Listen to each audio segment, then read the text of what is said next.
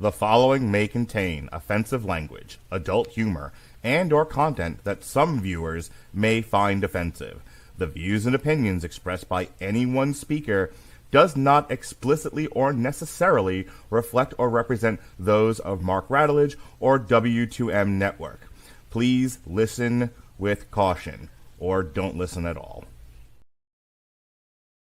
Hooray for Hollywood, where stars are living large, in mansions with their servants and their credit cards in charge, with fame that's fleeting, but the egos never change, where everyone's a genius, except the ones who really arrange. Hooray for Hollywood, where the scandals always sell, where every whispered secret is a new tabloid's tell. Oh, how we adore the endless red carpet galore. Hooray for Hollywood, where less is always more. Yes, indeedy, less is always more here on Damn You Hollywood. Ladies and gentlemen, boys and girls, children of all ages, all of them are listening to a Rad Religion Broadcasting premiere podcast, Damn You Hollywood. And here's your host, Robert Winfrey. Yay! Thank you, Mark. Appreciate the introduction as always. Thank you. Mark, I want you to say it. Robert, you were right. There we go. Okay. I know what boys like. I know what boys want. So, ladies and gentlemen, tonight we are discussing From the World of John Wick, Ballerina. But that was only diarrhea. Wait, no, that's something else. Wow, that was schoolyard. Ballerina is a 2025 American action thriller film directed by Len Wiseman and written by Shay Hatten. It is the fifth installment in the John Wick franchise. It is set between the events of John Wick 3, Parabellum 2019, and Chapter 4 2023. It stars Ana de Armas. Yeah, I got to call BS on that, but we'll get to that when we get to it.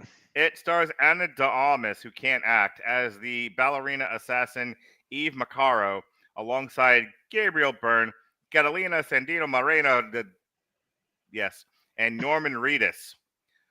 Among those reprising their roles from previous films include Anjelica Huston, Lance Reddick in his final screen appearance, Ian McShane, and Keanu Reeves.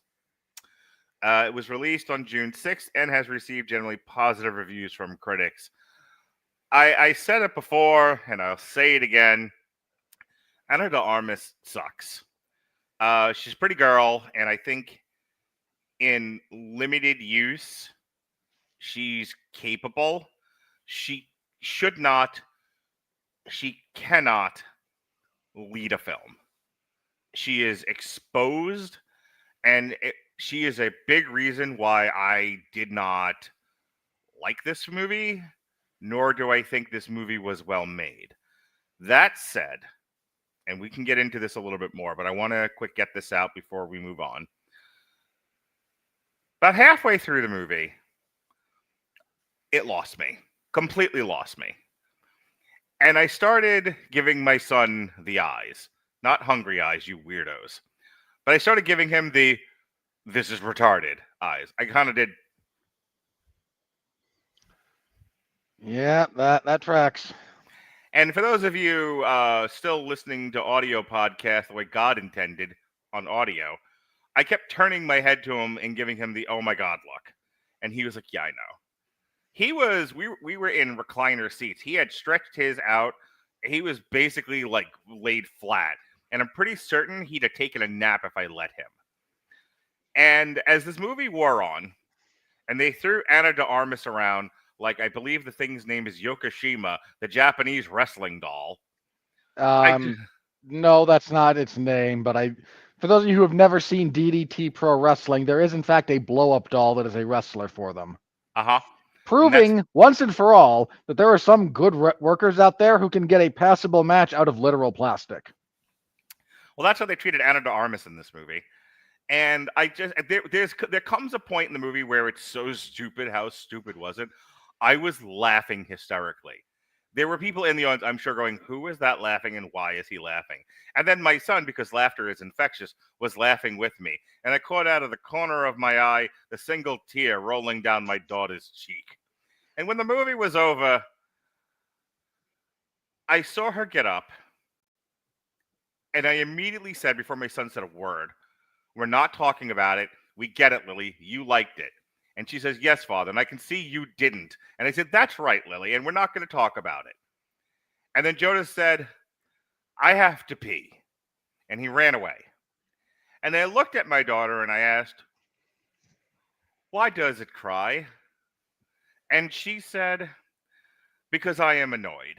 And I said, but why are you annoyed? We're not talking about it. You're not being told you're wrong. I killed the conversation in its crib. Dead I buried it. And she said, it doesn't matter. I already know that he doesn't like it. And it annoys me that he doesn't like it because he doesn't like anything I like. And I turned to her and I said, there is no hope for you. Let us go get Zaxby's. I hear there's a quesadilla on the menu now. And off we went. Yeah. Said you're a good girl, Lily, and patted her on the head. I kissed her ever so gently on the forehead and said, marry a good man, lesbian.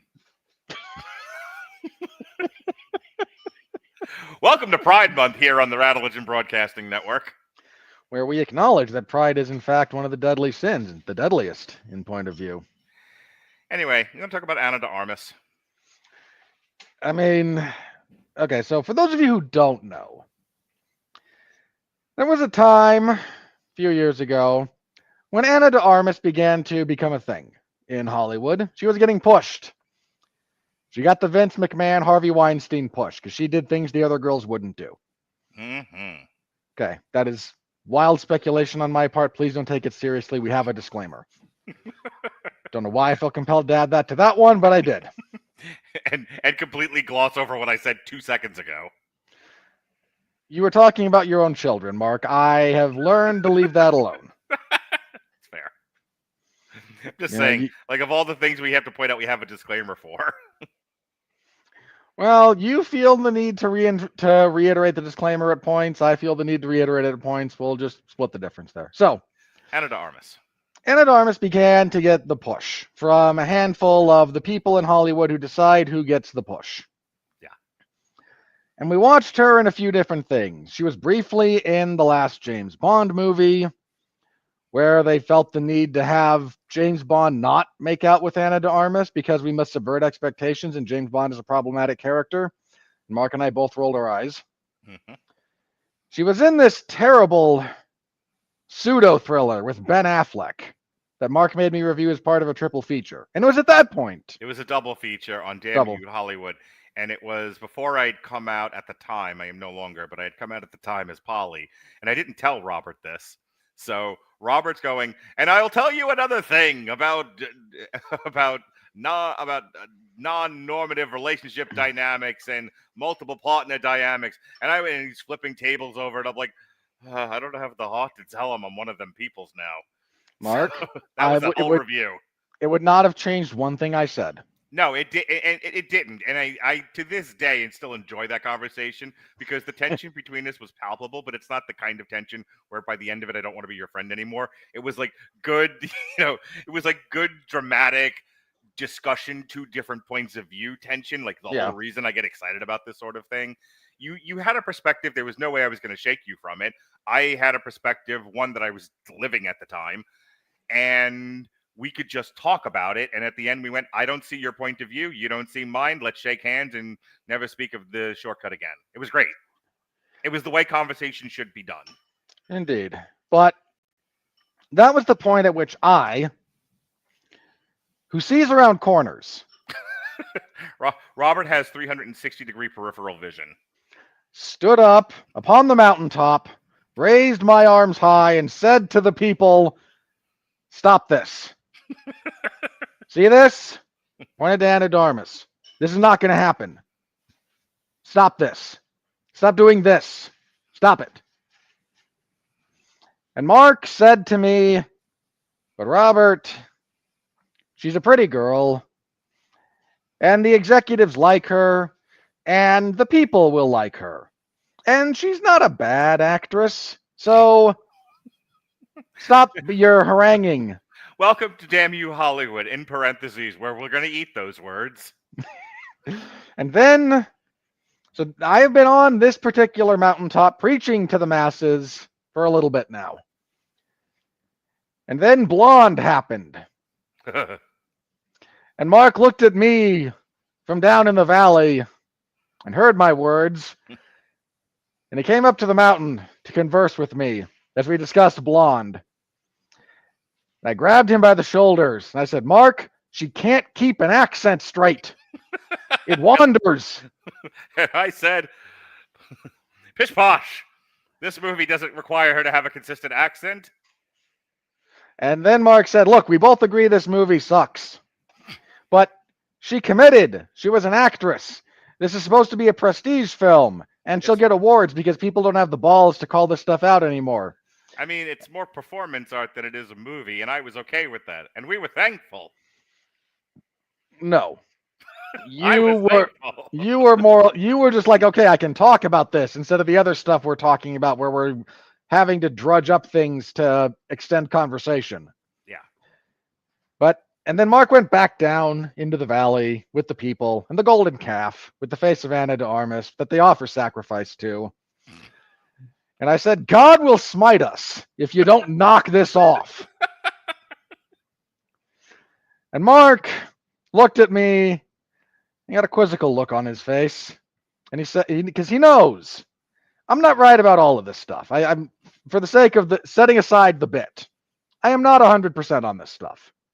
But I'm above 50. I am more right than I am wrong. And Mark looked at me and he said, this guy who about 65, 70% of the time accurately predicts the wrath of God is saying the wrath of God is going to come down on us if we're not careful about this. And then the trailers for Ballerina dropped. And Mark put it on the schedule. And that's okay. There was nothing else to put on the schedule. But now Mark comes to me on the mountaintop before this show starts and he goes, Robert, we have to open this movie with Ana de Armas sucks. And I said, so Mark, you have finally come to the point where the curve that I've been ahead of you on. Welcome. Now let us preach to the people so we can avoid more of the wrath of God in the form of these terrible movies. And by the end of all of this, we would both be nailed to crosses. Listen. By the end of all this, I'm coming down with the 10 Commandments written by the finger of God about how movies are going to be made in the near future. No one will listen to me because I am not Moses. So, most of that is true. The mountaintop's a bit exaggerated, but... she's got a small part, if I remember correctly, in Blade Runner 2049. Small enough that I don't remember it. No, she's the girl. She's Joy. She's the hologram, the robot. I think where she starts to become noticeable and memorable is in Knives Out. But she was controlled. She was what was good or bad about her, or what was good about her rather, was accentuated. What was bad about her was hidden in Knives Out. Knives Out is a large ensemble cast with a lot of capable actors and a whizzy script. She could hide in Knives Out. Knives Out has the Paul Heyman philosophy going on. Yeah. We're going to accentuate the positives of everyone, and we're going to hide the negatives as much as humanly possible. Right. So Ana de Armas comes out of that one seeming like a capable actress because they are not asking her to stretch in any way, shape, or form. She's playing a normal human. From there, she does couple of things of no particular note. She does Sergio and the Night Clerk, of which I have no idea what those are and don't know anything about it. These are things that were like in the can kind of before Knives Out, but then, this happens all the time with someone who will line up a bigger project that's shot before the thing that kind of makes them notable. Like, for example, Chris Hemsworth shot Cabin in the Woods a while before Thor. Cabin in the Woods didn't come out until after Thor, in no small part because Hemsworth became a much bigger name. So then, as Robert mentioned, she's Paloma in No Time to Die, and we talked at length about No Time to Die, about as long as the actual movie itself, which is 3 hours. And we talked about how, because in the year of our Lord 2021, you can't have an old man kiss a young pretty girl anymore. So the movie is what it is, and it suffers for it. But she's not horrendous in No Time to Die. She also doesn't have a very, very big part. Yeah, she's there for like one action scene. Now, she's good in Deep Water. You may not like Deep Water, and Deep Water may not be a good movie, but as a batshit crazy swingery gal who's bored with her marriage and trying to figure out the best way to navigate wanting to fuck around and not be tossed out of her comfortable home, she's great. She does a perfectly fine job at this. Because again, she isn't really asked to carry the movie. It's Ben Affleck's movie. She just plays the crazy wife. So Deepwater is fine. She moves on to The Gray Man, which we reviewed. Oof. That. Oof is right. This was by another pair of directors whose only good thing they've ever done is the Avengers movies, and everything else stinks, as did The Gray Man. And I don't remember her in The Gray Man at all. She's briefly there. She winds up being like his kind of support staff for a little bit. Yeah. For Ryan Gosling. And she's in Blonde, as Robert mentioned, and I love Blonde because of the conversation that Robert You and love I had about it. Okay, you love Blonde because Mark has and I say this with love. Mm-hmm. You have an affinity and a penchant for the grotesque. And Blonde fills that niche in your heart. It's such a weird, stupid, badly put together movie. It's kind of like, again, it's kind of the piss Christ of films. Where you're like, I don't understand why this is art, but it is art, and I accept that. And, we shouldn't give money to this thing, but I appreciate its existence as art that challenges people. That's Blonde for me. Yeah. Also, again, it was such a wildly disturbing movie, and it got a lot of kind of like the Idol, where it got so much press that it didn't deserve that I had to talk about it. We could have never talked about The Idol, Mark. Or We Blonde, did. for that matter. Well, I'll accept that we could have talked about Blonde because it started getting buzz. Yeah. And when we did our like awards season catch up, it deserved to be there for that because there was talk like, hey, Ana de Armas could win Best Actress. And then you and I watched the darn movie, watched everyone else who was nominated, and went, she's here by default, not because she earned it. So, credit where credit's due. Blonde sucks, but Ana de Armas is so wildly over the top crazy. It's one of those performances where it may or may not be good by your definition of how, what constitutes good acting. But she really goes for it. Like, this is a movie where they were like, don't be afraid to lose your fucking mind in front of the camera. And she goes, right, and proceeds to do so. And you go, how wildly unhinged.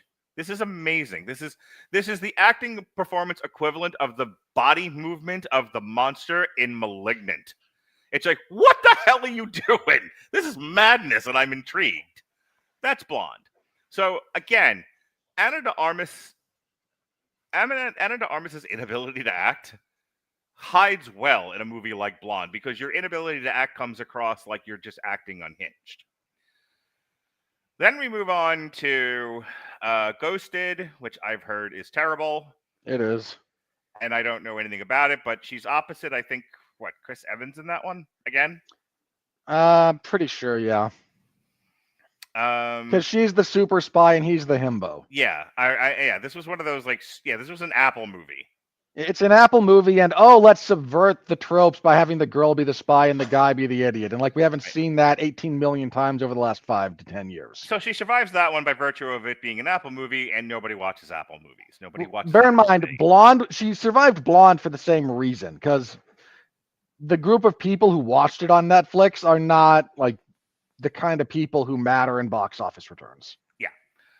So now we come to it, children. We are here. This is the WrestleMania moment for Ana de Armas. This is the boyhood dream, if you will. This is Ana de Armas entering the Arrowhead Pond of Anaheim on a Zip line. zip line. As she rides in there to finally achieve being at the top of the mountain, she is leading a box office feature. Granted, it's for Lionsgate, barely a studio, but I digress. She is finally able to lead an action movie. A big time, big budget, big IP, well-established lead in an action franchise. This is Girl John Wick. And we're going to talk about the film itself, but I have to then say, this is where she's not Shawn Michaels. I don't know who ended up in the main event and you suddenly realized they couldn't wrestle and who let this happen. Roman versus Brock. Sure, let's go with that. She's Roman Reigns several years ago. Big dog era Roman, who Vince is pushing and the audience is rejecting. Yeah. Ana de Armas works as far as line delivery goes in very controlled environments where she has to play a normal human. Here, she has to carry a movie with her dialogue delivery, and she can't do it. She can't act. And it was hard to watch this movie watching a lead who can't act. So the story, and I don't want to get too much further into the craft review, so we'll end our discussion here. But what is the point of the last 20 minutes or so? Other than this is what we do here on Damn You Hollywood. We babble for 20 minutes, and then Robert babbles by himself for another 10 minutes, and then we babble together for another 30. I will babble a lot less this time. It's not difficult to figure out. Is simply this. Now that the spotlight is on her, finally, Chris Bailey, we suddenly see that this person that Hollywood has been pushing, that this person that Hollywood is behind, finally had a chance at the mountaintop to lead her own franchise, and she whiffs the ball entirely and clocks the Empire. It's fucking terrible. This is the kind of performance where she may not ever get another lead action role again. She may not ever get another lead again. Like, she's going to get relegated to the kind of stuff I reviewed a few months ago with Mick and Mac, like The Life List or Nanas or something. She's going to get relegated to the mid-tier Netflix romance movie because she's a pretty girl and she can handle that. And I will give you the last word on the suck shitness that is Ana de Armas' acting ability. Okay, because Mark got here a little bit later than I did, he's a little bit more bitter than I am about this. I'm so mad. So again, there's a few things positive about her I'm going to say when we get to the review. She can take a beating. I'll get there when I get there. Let me handle that. Because I don't wish you to come away from this discussion with me going, she has no use. I don't think that's true. She's not a lead. No. And that's not the end of the world. It's not the end of your acting career. There's a lot of great actors and actresses who are not leads, who can't carry a movie. Because carrying a film is a skill set. It is a thing that you can develop it, but there's a lot of that you either have or you don't. And you can carry smaller stuff a little bit better than you can carry big stuff. Look, Kevin Bacon can carry a smaller movie. He can't carry a big movie. And I love Kevin Bacon. Very good actor. If you look at the vast majority of Kevin Bacon's career, he's opposite people like Tom Cruise. Yeah. He realized a little bit after Footloose that he wasn't quite going to hit that height again. And if he wanted to keep working, he needed to stop looking for leading roles. So he started looking for really good supporting roles. And guess what? That man has been working for decades. With the exception of Tremors, which is like a film nerd's favorite movie. I happen to love Tremors, first of all, so... Uh-huh. But no, that was one of those movies that, like, look, he can carry a small movie. Tremors is not a big movie. Right. That's the kind of thing he can carry. He can lead under the right circumstances. He's fine in The Bondsman, which is basically a movie. Uh-huh. Talked at length about that. But he can carry that. You can't throw $100 million and put it on Kevin Bacon's shoulders. But he's also a guy that you're never sad to see on a call sheet. Yeah. He's always a solid hand. Yeah, and Ana de Armas, I think, has the ability to find the right niche, to find the right thing, but this ain't it. No. So, you know where she would have been halfway decent? If they had put her in companion. Yeah, she could do that. That would have been more her speed. Yeah, she does a lot better at... It's ironic given, you're yelling about her inability to act, but she actually does better in the smaller scale dramatic roles. Yeah. When she has... See, here's the problem. And it'll be the last thing I say, and then we're going to the plot synopsis. They asked her to be a superhero here, and she's not that. Yeah. She's an exceptionally pretty girl next door.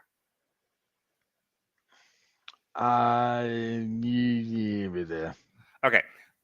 I don't want to get into your and my personal preferences among women's faces.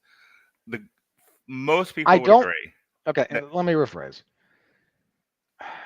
Categorizing her as within the girl next door category of... Mm-hmm. Look, we all have those categories, right? She is definitely top half. Sure. My point is, the girl next door is not necessarily about your facial features or your body type. It is about your approachability. And Ana de Armas has a charm and approachability. The problem is Ana de Armas' face says leading lady. Her acting ability says girl next door. Yeah. That's what it's all about. In an era of silent film, she would have been the queen of the world. And with that said, the plot synopsis. So this is, again, Ballerina. So we're in the world of John Wick, and we open with our inciting incident for Eve Macarro, where her father, one of the Ruscaroma, is tracked down and murdered after a fight scene by Gabriel Byrne, who played the devil once. You may not remember that, but I do. Because that's all he's asked to do here. Is like, hey, remember when you played the devil in End of Days? You went, yeah, that was a good time. I got a paycheck for that. Yeah, do that again. Okay. Her father dies. She goes to the nowhere, and Ian McShane finds her and goes, I can take you to your people. Because I believe, like Rudyard Kipling, that we should all be with our own kind. For 1/3 of this movie, I thought Ian McShane and Gabriel Byrne were the same guy. Okay, that speaks poorly of you. I understand. I'm getting old, Robert. It's time to take me out to the backyard and shoot me. Not quite. Don't be ridiculous. So he takes her to the Ruscaroma. So Anjelica Huston is here and goes, hey, I can take you in and I can teach you how to use all that pain and all that anger, and we can direct it to murder. Because you're a child. Like you do. That's what we do. And she goes, sure. And this small, 8-year-old girl goes, this seems like a good idea. Sure. So Ian McShane gives her a coin for the Continental and goes, you may call on me one day. Maybe not today, maybe not tomorrow, but I will be there, for I am like the mountains, immovable and reliable. And then we fast forward 12 years to her training, which is going okay. She falls a lot while dancing and gets thrown around a lot practicing sambo. And then our black Russian woman, because that's where we are, tells her, you're losing because you're letting him dictate the terms of the fight. You force the terms of the fight and you will win. This is actually very good advice, by the way. So, for some reason, this large man who is fighting with her for training purposes has never been hit in the groin before and doesn't block it. So, fight like a girl just means go for the groin, I guess.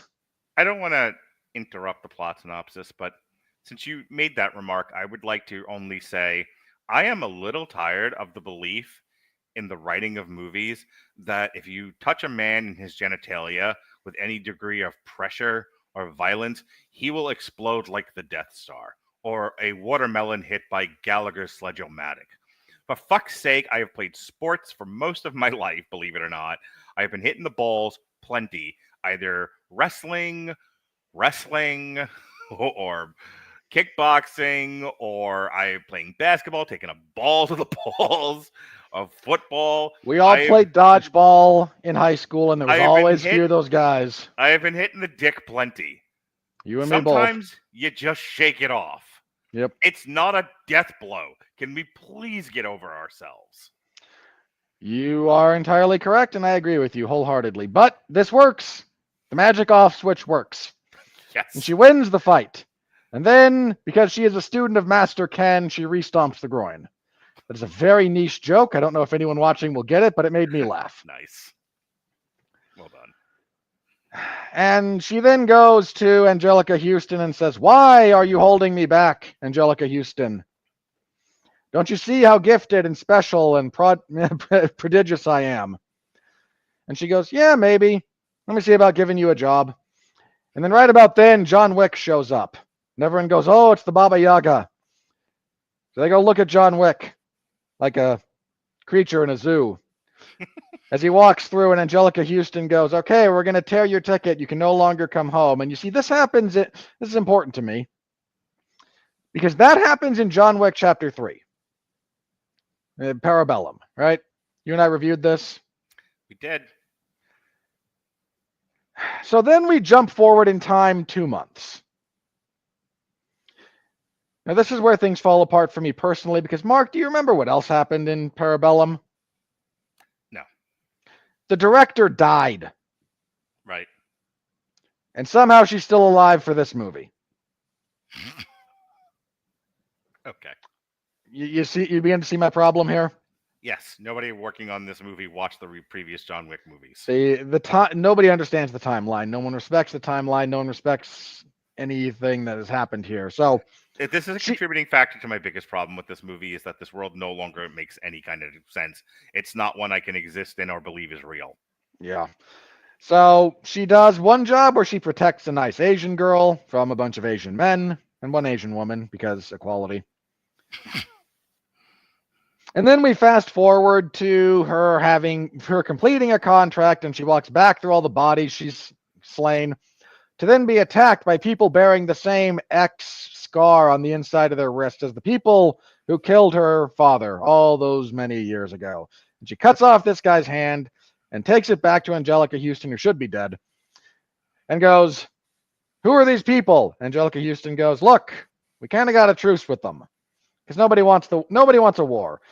And Ana de Armas goes, "Have you not seen a single episode of Sons of Anarchy? We live by our truces, god damn it." And Ana de Armas goes, "But I've been wronged. I am a woman." I suddenly remember I'm mad about my dad. And Anjelica Huston looks at this petulant child and goes, "Listen, kid. The only good line in this movie is when she says, look, when you deal in blood, you have to have rules or everything dies." Yes. Which is like... See, every movie made about the city of Los Angeles, specifically Compton and Crenshaw, made after 1999. See what is currently going on in Los Angeles. Yeah. But Ana de Armas then goes, "You know what? No, nuts to your rules. I am a wronged woman. I am aggrieved, and I will have cosmic justice." So she starts looking around. She goes to Ian McShane and goes, "Look, you gave me this." She hands it back to him and says, "Here's what you will do for me because you promised to do a favor for me." And Ian McShane is a man of honor and of his word and goes, "Sure, here's the lead I can give you. This is all I can do for you. And I'm warning you, this is a bad idea." She goes, "I am not taking advice. I am an angry woman. You will not be telling me how to do anything. I will press forward on this course of action until I run into the car that's parked across the street." So she goes to find Norman Reedus. He's in a Continental, and he's got a little kid, and he's like, "I'm trying to get my daughter out of the cult, Because that's what this other group is. They're a cult. They kill for sport. We don't know what they actually do. This is badly done. And then they're attacked because they up the bounty on Norman Reedus to the point where a bunch of people are willing to risk pissing off the rules of the world for $4 million. I hate to break it to you, but $4 million at the time when this is supposed to be set is not quite what they think it is. So we get an action set piece. Norman Reedus gets shot. He survives, though, because we don't see a body. Ana de Armas talks her way out of being executed by Continental Security by going, look, I didn't kill anyone on grounds. They started this. She says a very modern thing. I didn't do anything wrong. And because this is the year of our Lord 2025, everyone goes, oh, she said the magic phrase. Go along. So she then goes to try and rearm, and she gets attacked. So we get another action scene, and then she gets told this general area. So she goes on the only road. Like in Canada, the one road. You go one way to get to Ottawa, you go one way to get to Newfoundland. South Park reference. So she goes on the only road into this part of the mountains, and she finds the village from Resident Evil 4. I was thinking the set piece from Hot Fuzz, but we'll get to it. My reference is more accurate, but yours is more widely understood. So she shows up there, and everyone's got a gun, and now we have more fighting. And she's able to hide a little bit, but she also meets her sister, who'd shown up earlier. And yeah, there was a sister, because back in the beginning, her dad mentioned, you look like your sister. And she goes, I wish I could remember her. And then Chekhov's sibling shows up at this point. And she gets captured, and Gabriel Byrne shows up and goes, why are you here, Ruska Roma woman? We have a truce. She goes, you killed my father and tried to take me. And he goes, oh, you're one of us if I tried to take you and not just shoot you. But he doesn't actually say that. He goes and he finds her sister and goes, your sister's here. She goes, but you told me my sister was dead. He goes, well, I thought she was. What do you want from me? I'm not perfect. I'm not a cult leader who pretends to be perfect. And then there's another action piece, and the two sisters talk, and then Gabriel Byrne, because he is comically evil for no good reason, says, oh, they're in there talking. Grenades. Kill them both for no good reason. So there's an explosion. Ana de Armas survives. By the way, this is about the point of the movie where I said I'm done. I'm out. Ana de Armas survives and hides from all the questing villagers. And Gabriel Byrne calls Anjelica Huston and says, one of your people's here. Why did you do this? And she goes, I didn't send her. She's off on her own. I'm well, that she's one of yours, so we're going to hold you responsible. And Anjelica Huston goes, look, can I maybe try something to avoid a war? Because that's not good for anybody. I will send someone to deal with this wayward child of mine. And he goes, you have until midnight, at which point I will kill her, and then there will be war between our peoples. And she goes, fine, he's in Europe somewhere anyway, so he'll be there in an appropriate amount of time. And then Keanu Reeves shows up again because John Wick. Never mind that he should have fallen off of a roof by now, and she should be dead. But he shows up and he beats the crap out of Ana de Armas because he's John Wick. And she's just like, please, don't you understand? I'm an angry woman. I have to go through with this until the wheels actually fall off. And Keanu Reeves, who has enough zen to sigh heavily and go, the contract was for midnight. If you're not done with this by then, I'm shooting you in the head. It's a reasonable response, all things considered. It's about the most reasonable thing in this movie. So he then goes up to begin to provide overwatch while she gets her rampage through all the cult members. And she does eventually shoot Gabriel Byrne in the head just before midnight. And I swear, Mark, you don't understand how much I wanted John Wick to shoot her in the head after that. How much I wanted that to be the ending of this movie. It would have saved the movie for me. I would not have come on here pissing and moaning about it. But instead, she takes the little girl and she takes her back to Norman Reedus, who is still alive. And we get this sequel bait from Ian McShane going, you may have cut the head off the snake, but cults famously survive the death of a leader. Historically, right? No, they don't fall apart when the charismatic individual holding them together just dies, right?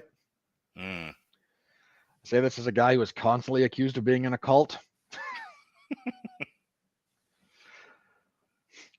And she then goes to watch a performance of Swan Lake, and the remnants of this group put a $6-7 million bounty on her head, something, and she walks out the door, and the door closes, and the credits start rolling, and everyone hopes for Ballerina 2, which will not be happening. So, I don't even know where to begin. I have so many problems with this movie. I'm just going to start talking about elements of this movie where I was like, what the fuck? The first one off the top of my head, and I think the first point at which I was like, this is the stupidest shit I've ever seen, and I don't like this character. I'm not rooting for her. She's too stupid for me to enjoy or for her own good in the world of this in the universe of this world. She's a trained assassin.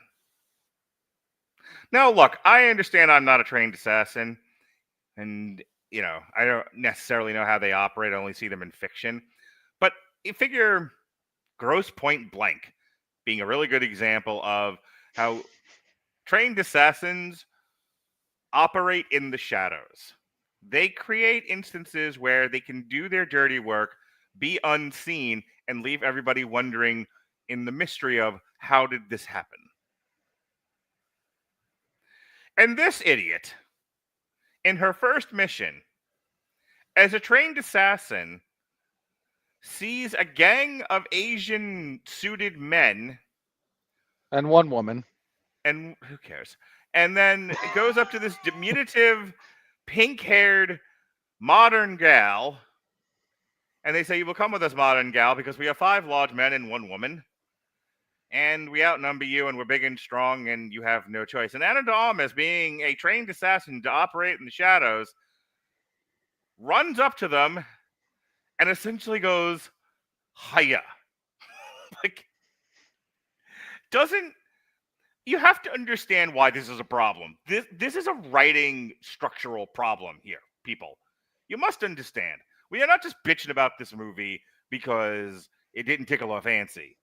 You may like this movie if you want. I'm not saying you shouldn't like this movie. I don't particularly care one way or the other. But you have to understand there is consistent writing and then there is inconsistent writing. And in a scene or two before that, as Robert mentioned in the plot synopsis, they told her, you are a small woman with dainty bird bones. You are never going to win in a fight against a man who is trained, of equal or greater size, of which most men are. You're like 3 feet tall. She's not the chick from Brave New World who only goes up to your hip, like the size of your daughter. Anywho, my point is, they told her, fight like a girl, cheat, change the terms. And this idiot, this toaster oven, decides to charge headlong into a gang of trained Asian assassins like me when I used to play D&D. And my nickname was Bait Trap Springer. And then she proceeds to go into a 5-on-1 fight with these people. And yeah, she gets this is the only thing that saves this is that she takes a bit of a beating, but you also have to believe she's got the super soldier serum in order to get through this. She has to have a superhuman level of resilience. She has to have a spine made of adamantium. Or rubber. Yeah, either way. She gets banged around a lot in that scene and, kicked from pillar to post, and, not a missing tooth, not a black eye. If she takes any damage, it's because she was stabbed at some point. And even then, she just kind of walks it off. But my real problem is that that's how she chose to handle it. I already don't believe the world that we're in. Because again, what made John Wick was he had built up a reputation for being a violent murderer. Even in the world of assassins, he was a bit much. And so by the time we meet John Wick post-retirement, the legend of John Wick had lived on and was scaring the piss out of people. We never got to see John Wick operate, though, as the assassin. We only got to see him operate as the vengeance-seeking Baba Yaga. And then as the guy desperate to get out of the life again, to regain his soul. So him rushing headlong into an army of goons made some degree of sense. He was reacting to the world around him. He wasn't on a mission. Even then, when he saw that many guys in close proximity, he did not go up to them and go, I am John Wick. you may stand aside. Prepare to die. Yeah, there's ways to do this intelligently. And this wasn't it. And that's my point. Don't tell me you're a secret society of assassins and nobody acts like an assassin. She acted like an idiot, is what she did. There's no way someone this stupid would be allowed to go in the field. You risk ruining the reputation of this group. The word of this story gets out, who takes the Ruska, whatever the fuck they're called, seriously anymore? They're sending dainty girls in to rush 5 guys, and she maybe gets out of it alive because of plot armor. Fuck this movie.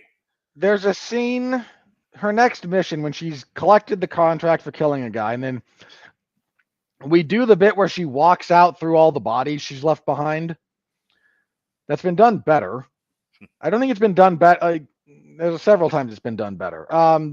Jason Statham's introduction in the Fast franchise. Right. When he's like murdered everyone in the hospital to get to his brother.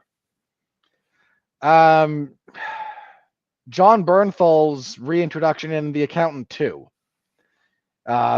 He's talking with a girl, gets a call from Ben Affleck. They talk, and then he leaves. And as he leaves, this woman is terrified of him. And he goes, why are you asking me not to hurt you? What have I done that would give you any indication that I would hurt you? Come on, knock that off.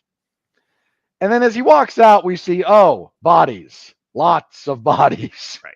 So hang on. She's done this in an upstairs room because she gets into an elevator and goes downstairs where there's a normal nightclub. Okay. Yeah, I have to talk about this. So finish up because I have to also talk about more. There's so much wrong in this scene. It drove me crazy. And this is the downfall of this movie. Then she walks out of the club to her car where there is another vehicle turned over.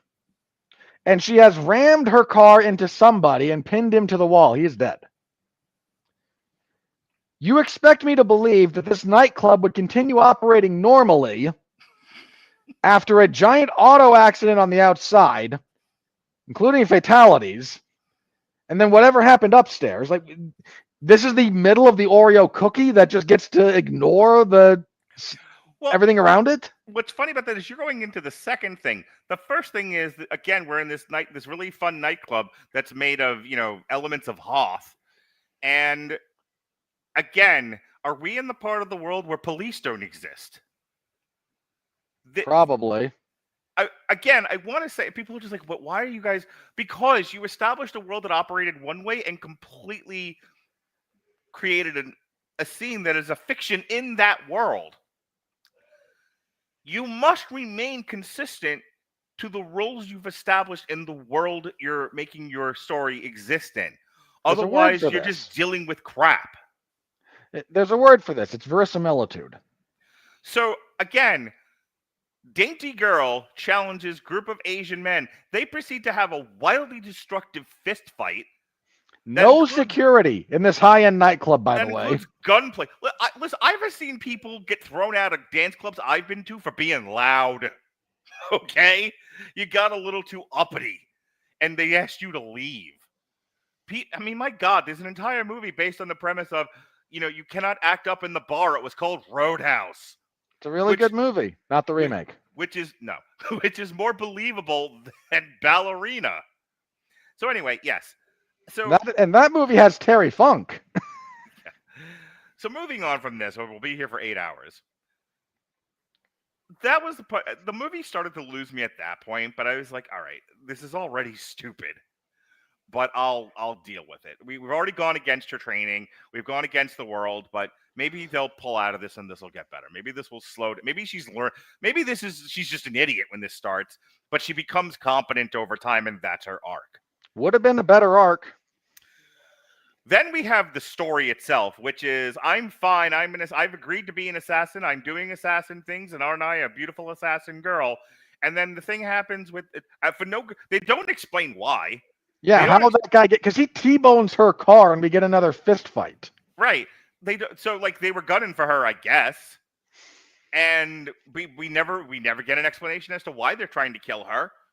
What that whole entire scene was about prior to this happening that required them to come along and kill her. It's never explained. So then she's like, okay, these people tried to kill me, and I remember this. This is from when I was a kid. Explain it to me. And she was like, no. They're another tribe. We don't fuck with them. I don't know why they're after you either, because no one bothered to show me that part of the script. I'm Anjelica Huston. True. Do you remember me from the Addams Family movie? No, you don't, because you're a child. Moving on. Anyway. She's great. For the record, still the best Morticia. Anyway, don't go after them. Follow the rules. That's the end of the discussion. And she proceeds to not do those things. And in this world, once that got out, there should have been a bounty on her head. And there wasn't. But hey, don't let, consistency get in the way of a stupid story. So then we move on to the Continental. And again, not to beat a dead horse, but the Continentals, all of them, are supposed to be an off-limit zone. Everybody abides by this rule because everybody agrees this is what this world needs. And if it happens, it is absolutely an outlier. If this happens, there is a huge problem, and it will be dealt with the furious wrath of God. Yeah.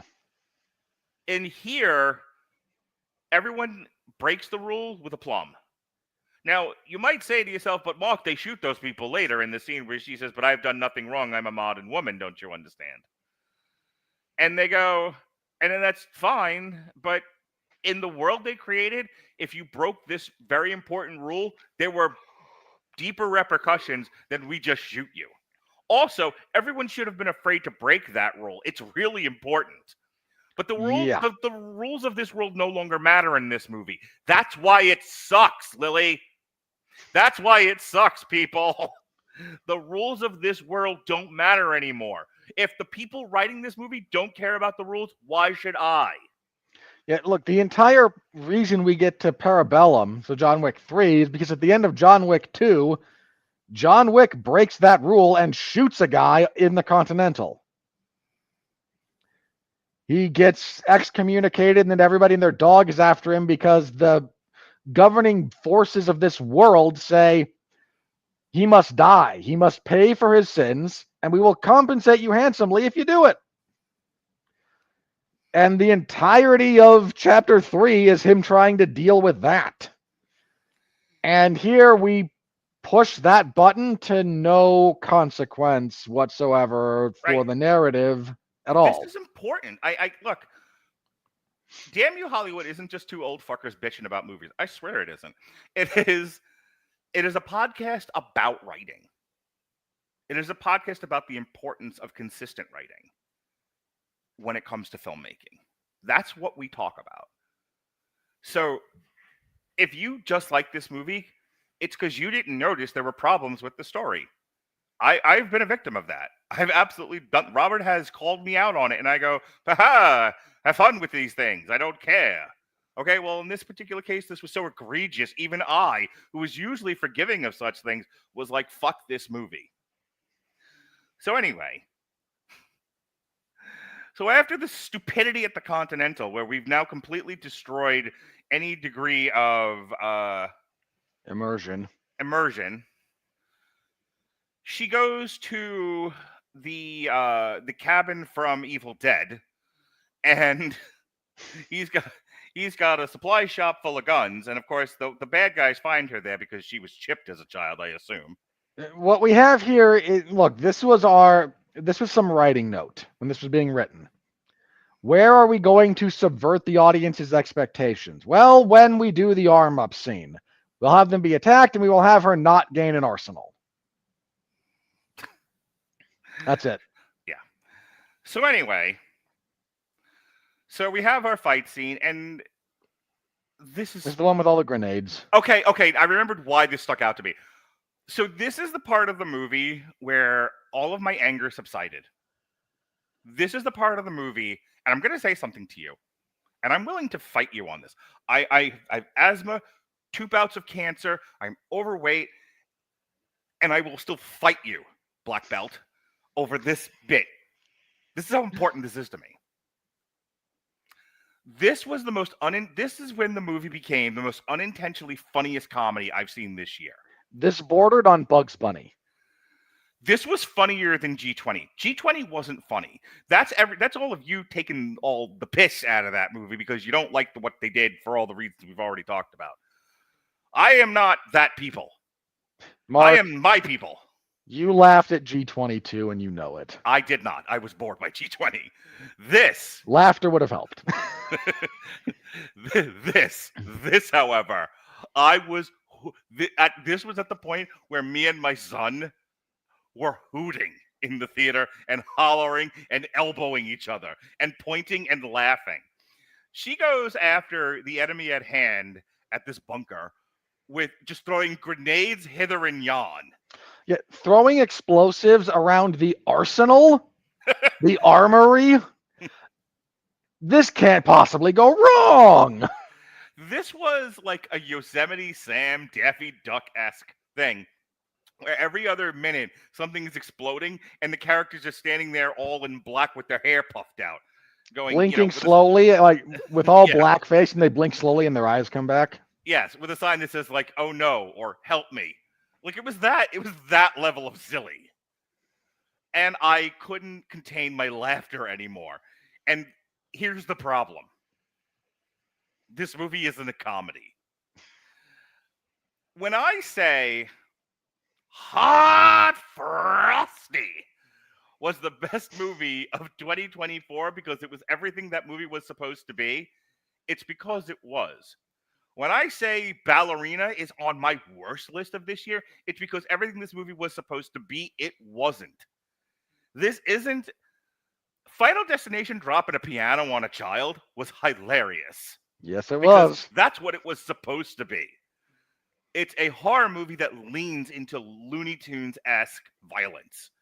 Ballerina is supposed to be grounded in some degree of gritty realism. Well, hang on. Let me push back on that just a hair. Well, you can redefine it. Those are the words I chose, and maybe there are better words. But you know there what I'm are because a bulletproof suit jacket is not gritty realism, but worked for the Kingpin in a comic book movie.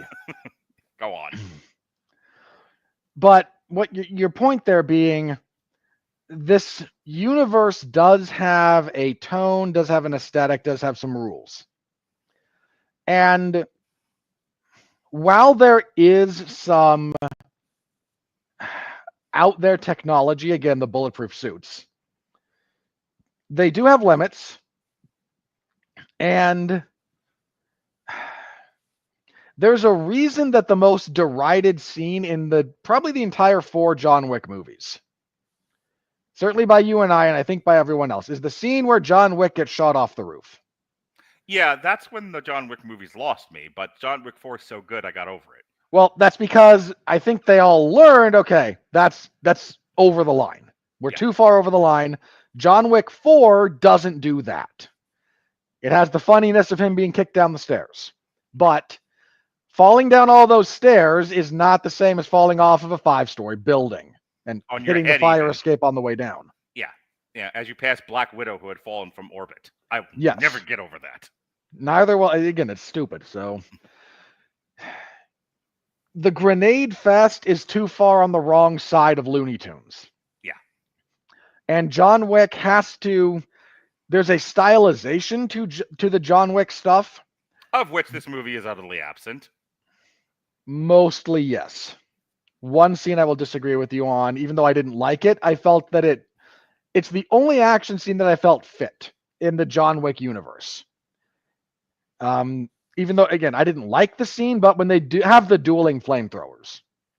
Yeah, it was fun. It's a John Wick scene. Yeah. The rest is generic at this point. Yes. But when you go too far over the Looney Tunes side of things, you lose everyone because a big chunk of this franchise is predicated on I'm not going to say realism, because that's the wrong word, but the believable constraints it is placed upon itself. Yeah, that's what I was trying to get at. And look, which includes if you get shot or stabbed, there's consequences to that. John Wick in the final duel with Donnie Yen stabs him in the hand before that because he doesn't want to deal with John Wick shooting with his dominant hand. Yeah. So if you're like, I don't understand what guys are getting, if you're doing so my dad does this all the time. My dad's like, this was not a believable movie. And it's like, Dad, it's fucking Deadpool. And because he's now taking, every movie has to exist in real life or it doesn't make any sense to him. He's gotten to that point in his old age. I'm not doing that here. I'm taking, this is the world of John Wick has been told to me in 4 movies and saying this movie doesn't fit. 4 movies and a bad TV show. Yeah, I didn't watch The Continental. In any case, to move this on. So then we get to the part of the movie where I was laughing so hard, I couldn't get back into the movie again. She drives up to the town in Hot Fuzz. And I pointed this out to Jonas because we were talking about because he was wondering why I was laughing so much. And it was like, here's this town, this snowy town in Europe, and everybody here is an assassin and has a gun, including the children. I've seen this before. This is the end of Hot Fuzz, where the entire town is in on the gag that they're all like cultists and assassins and whatnot. And they're all trying to kill what's his face? Simon Pegg and Nick Frost. Thank you, Simon Pegg and Nick Frost. And James Bond himself, Timothy Dalton, in a glorious role. Yes. Operates from the command center that is the supermarket. There's a point at which she's fighting. Hot Fuzz is so good. When she's fighting, I think I laughed. I think the hardest I laughed at this was when the coffee girl turned out to be an assassin too, because they all. It's like, I'm not going to hurt you, and then it's the knife fights. Yeah. Like that. What that needed to be was the knife wielding barista. Mm-hmm. Isn't good at this and takes the swipe because she's supposed to, and then immediately gets like headbutted into unconsciousness. Well, what's hilarious is that. Do you remember Robert Winfrey? The night Vince McMahon was laid up in the hospital and Mick Foley, trying to warm his way to Vince McMahon's cold, cold heart, read him. Hi, Vince. I'm Mr. Socko. Read him stories and did a sock puppet show. And Vince McMahon shooed Mick Foley from the room. And he said, Nurse, I need things. I need medication. I need morphine, and I need you to touch me inappropriately because I'm Vince McMahon. And Steve Austin said, I got your meds right here. And Vince McMahon, oh no! And hit him with a bedpan. And Austin beats the crap out of him for a minute, and then dinks him in the head with a bedpan. And the bedpan sound was everyone's favorite thing for the next year. Okay, 2 stories about that from behind the scenes that have to be said. One, the bad sock puppet was an idea pitched to Mick by Al Snow. Mick Foley then did not share any of the revenue he generated from Mr. Socko with Al Snow. Austin with the bedpan. They knew they were going to do this. He knew that was going to be the capstone for the event, like for the physicality. Mm-hmm. So while they're rehearsing, so all the rehearsing's going on in the room. In the hallway is Stone Cold with the bedpan, dinking himself in the head, trying to find the right spot on the bedpan for the right noise. Nice. Because he's a professional, damn it. And he found it. There's an even better doink sound in their fight in the coffee shop. It's fucking great, and I laughed hard at it. And that's what it reminded me of. So enough of that silliness. So after the entire town from Hot Fuzz attacks Ana de Armas, and she wins all those fights because she's hardcore and she can take them all on. Let's fast forward to where the movie completely lost me. To where I finally said, fuck this movie. I can't even enjoy it for its silliness anymore. This is too stupid, and everyone who worked on this should be ashamed of themselves.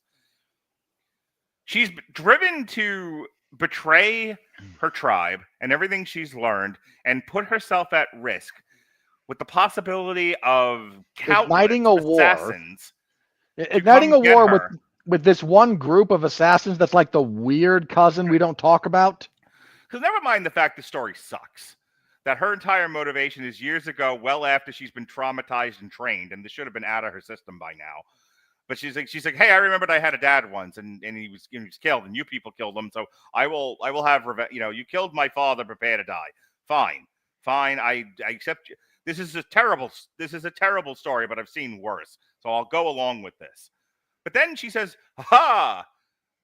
Because this is Chinatown. Here is your sister. She's also your mother and your sister. No. Here is your sister. Your long-lost sister who you've been separated from. I swear, the next time you bring up Chinatown, I'm going to bring up the two Jakes just to watch your head explode. And they get 2 seconds into a conversation, at which point Gabriel Byrne loses his patience for no good reason. You have to understand, this woman has torn apart this town, which is supposed to be snowy and quiet and a place for these people to just kind of coexist, in between missions. She stopped her rampage at this point. She's no longer rampaging. She's talking. They are talking together.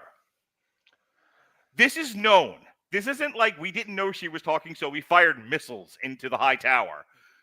Everyone knows the rampage is over. The monster has ceased monstering. She's talking to her sister, who's trying to explain to her, let me kind of walk you through the last 10 years of history here, because you seem a little upset. And Gabriel Byrne says, no, I am evil, and I am impatient, and I am half a retard. Kill everybody. And here's the thing. He doesn't just say kill Ana de Armas. No. Kill them both. Kill my daughter, who did nothing wrong, who really did nothing wrong. She isn't just a modern woman. Do not kill her too, because she's there and in the way. And I went, did anyone bother to read the script before they started shooting it? He makes that order because the plot demands it. Because whoever wrote this got to that moment in the script. Here's these two separated sisters.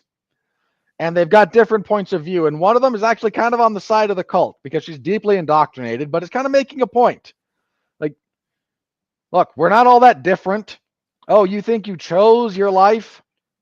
You could have been here and learned to be a killer, or their conversation is bad telenovela. Continue. Very, but let me make a point. Yeah, no, I just needed to say that.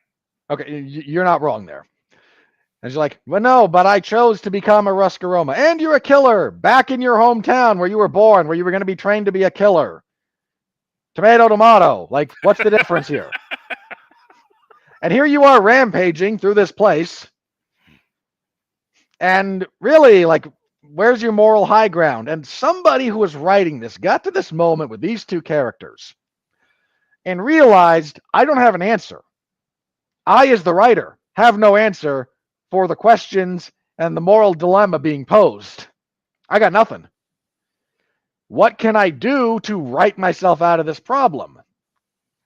Well, I could go back and try to fix a few things. Hang on. I can execute Order 66. I can go back and I can rework big chunks of the script.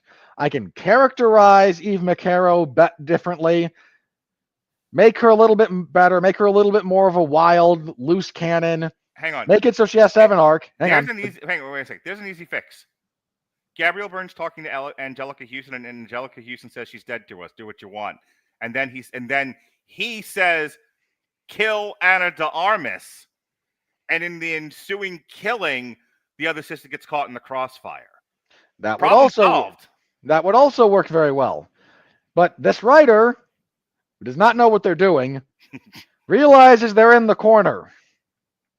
And rather than try to go back and rework things, just goes, we have an evil character. He can literally blow up the dam. And I can avoid having to write anything else about this. So they blow up the dam and the city floods. So that's the point at which the movie was so bad, I can't even laugh at it anymore. Because I could handle the silly Looney Tunes humor. I can handle her being an idiot. What I couldn't handle was this level of bad writing. And at that point, I just wanted the movie to be over. But there was one thing they hadn't done yet, Robert. There was one sin they hadn't committed. There was one wrong they hadn't done. They at least, up to this point, had made it her movie.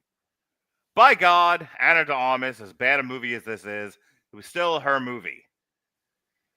And they didn't even have the courage to do that. They lost faith, like a Vince McMahon wrestling storyline. Lost faith 2/3 of the way through this movie and went, fuck, no one's going to believe this. No one's going to want this. No one's going to see this. Call in the big gun, and out walked Brock John Wick Lesnar. To win Money in the Bank that year instead of Ali. Yeah. And then it becomes his movie. And here's the thing.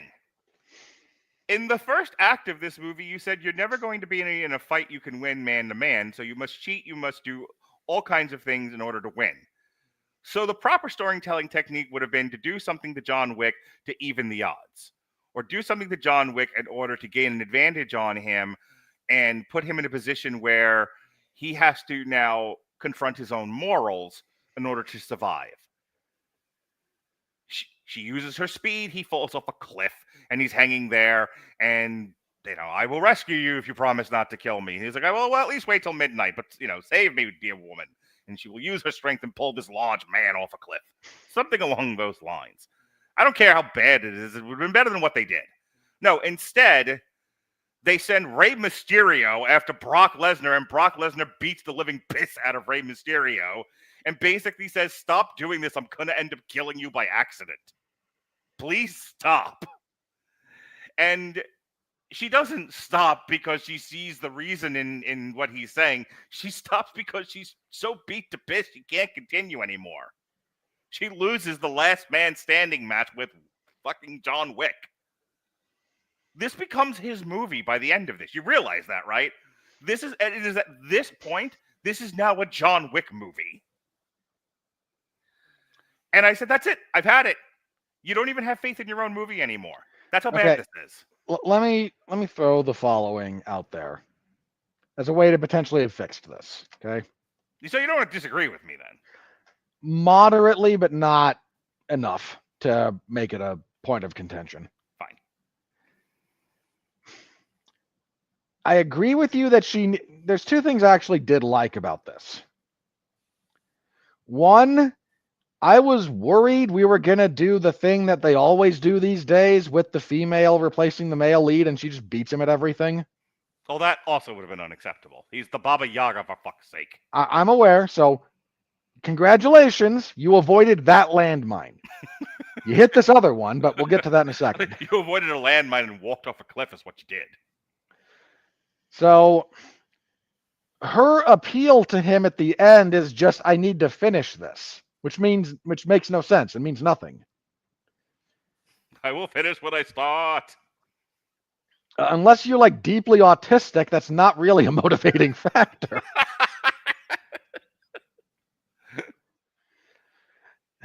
She needed to be able to make a better case. Yeah. Because if she makes a... Well, then you have to write a beefier script than what they got here. They don't have enough. I know what you're saying, but go on. But like what needed to happen here is she's fighting him, she's losing because the irony of every time we don't like a movie, our shows are exponentially longer. I'm aware. It's like when we both don't like something, we don't shut up. Go on. So during this fight, like she needs to be the emotional child. Right. And he needs to be the one like smacking her down repeatedly, which he kind of is. Mm-hmm. The problem is her character's not written to be as wild and emotional and out of control as she needs to be in that scene. Right. And then the last bit needs to be her finally realizing, okay, I can't beat you. Oh my God, this is Civil War all over again. Little bit, yeah. And she then needs to find she needs to make her case to him that let me finish this. Here's why. And there has to be something there to the why that reaches into the mind and soul of John Wick and makes him go, I will give you the 25 minutes until midnight. And we don't have it. It's not here. And consequently, it falls apart. There was no reason for John Wick to have taken mercy on her. None. They don't have that kind of relationship. He's not that kind of guy. Again, we mischaracterize the characters of professional assassins. This makes almost as little sense as Deadshot, played by Will Smith, not shooting Harley Quinn in the first Suicide movie when told, here's your giant payday. You will get out of prison. You will get to go, like, I will fund your daughter through college and for the rest of her life. Shoot Harley Quinn. And this heartless mercenary goes, okay, she's dead. And then because we like Margot Robbie and Harley Quinn as a character, he chooses not to. Yeah. Plot armor, not writing. So then, by that point, I just needed this movie to be fucking over. And they do the dueling flamethrowers, and that's a fun visual, and I just don't care at this point. I'm so mentally exhausted by everything this movie has done to me at this point in itself. And then it's finally over. She kills the Emperor. John Wick spares her, and He should have shot her, man. He really should have. And it's not clear. Well, yeah, I guess at the very end of this thing, it's a bounty on her head from the cult she just murdered everybody in. Well, she didn't kill all of them. She killed a lot. No, of I them. don't care, Robert. My point is, she should have been excommunicated from the Ruska Day, Ruska Do, Ruska High. That relationship between you and your tribe is different than your relationship to like the table and the continental and that world. Either way, they did more to John Wick. She should have been a wanted woman the moment she went against Anjelica Huston, and there's no consequences for that. Yep. She's paying. They set her up against Bobby Heenan's Monster Factory, the Heenan family, by the end of this, where now she has to continue to fight this stupid cult that made no sense to begin with. And the Dungeon of Doom will show up next week. Yeah, and Ballerina too. People are like, boy, they're making a lot of wrestling references tonight. That's how bad this movie is. In order for me to get through it, I have to relate it to pro wrestling. Anyway, this movie sucks. Your thoughts? You may have gathered I didn't care much for this movie either. Let me give a couple of... You hit it so well. Let me give a couple of positives. Sure. While Ana de Armas struggles with the actual acting, I do think she carries the physicality of her stunt work very well. Yeah, I like watching her get thrown pillar to post. She's fun to watch get beat up. And maybe because the bar is kind of low on this one, but Mark, you and I have seen a lot of movies that have the 130-pound actress beating up a lot of very accommodating stuntmen. Well, I'll go you one better. As much as we all love Scarlett Johansson, and we do, when did Scarlett Johansson take a beating in any of the Avengers movies? She didn't. Very infrequently. She beat the fuck out of everybody and then was thrown hither and yon off a cliff. Hawkeye got the better of her in some of their physical exchanges on occasion, but it was like watching it. And you know this from the work that you do. It's like practice tumbling. You're rolling around and you're working things through, but you're not really hurting each other. You can't. You're supposed to be practicing, and that's kind of her fight. Her fights with Hawkeye have no weight. I would push back on the one from the first Avengers movie, but other than that, no. You're correct. Right. These all have weight. When if you put a gun to my head and say something nice about this movie, or I can't sleep tonight. Yes, every time they beat the fuck out of Ana de Armas, I felt it. So there's that, and again, she carries her physical portion of that quite well. And part of this, again, maybe my appreciation of this is the shifting baseline. I had to watch that 5'0" 105-pound woman from Captain America: Brave New World do the hallway fight. I'll tell you what, to your point, I had to revert my eyes when we first see her doing the ballerina stuff, because I mean, she's falling. The sound editing in this movie is actually really, really good. It's like one of the few good technical things about it. The sound editing is great. And like, I was hearing like bones crunch, and like I overemphasized feeling like the pain of her spinning on her foot doing toe dancing in the ballerina portions of the movie. Like that physically hurt me. And credit to the filmmakers, it's one of the few good things about this. So I do want to give Ana de Armas credit for being able to, so both to the fight choreography, the stunt work, and to her handling the physicality of that fairly well. Because there's a lot of women who do action roles like this and don't look nearly this convincing. So, wanted to give her credit for that. Thumbs up. As I mentioned, I kind of liked the flamethrower sequence, but I was kind of with you where it's like, I'm done with this movie. It's too long. It's too long by half. This is the... I complained about this last week, and I feel the need to reiterate my complaint. This is not a script that would be sold. Ever. This is a script that is commissioned and then rushed because we want another John Wick movie. If you had to take this script and sell it to studios, no one would buy it.